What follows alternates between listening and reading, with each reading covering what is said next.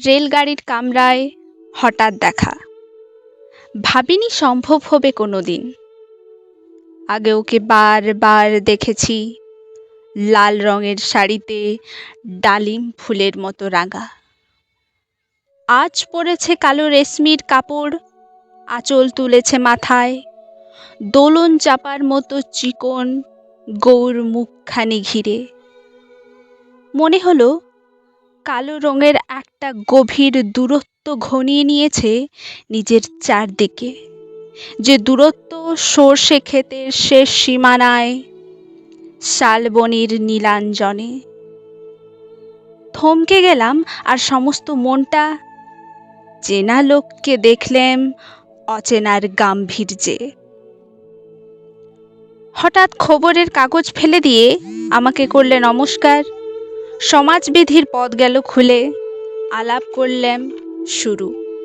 কেমন আছো, কেমন চলছে সংসার ইত্যাদি।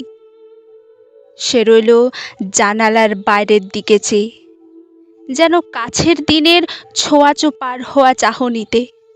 দিলে অত্যন্ত ছোট দুটো একটা জবাব, কোনোটা আবার দিলেই না।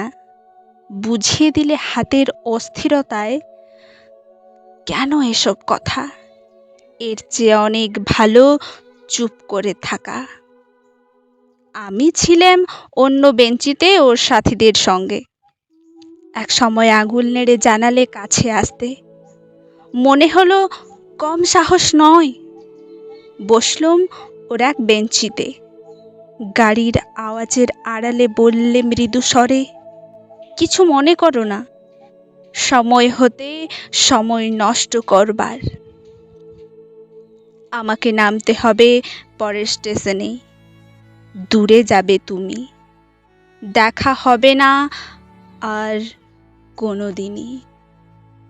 তাই যে প্রশ্নটার জবাব এত কাল থেমে আছে, শুনবো তোমার মুখে। সত্য করে বলবে তো? আমি বললাম, বলবো। বাইরের আকাশের দিকে তাকিয়ে শুধোলো, আমাদের গেছে যেদিন, একেবারেই কি গেছে? কিছুই কি নেই বাকি?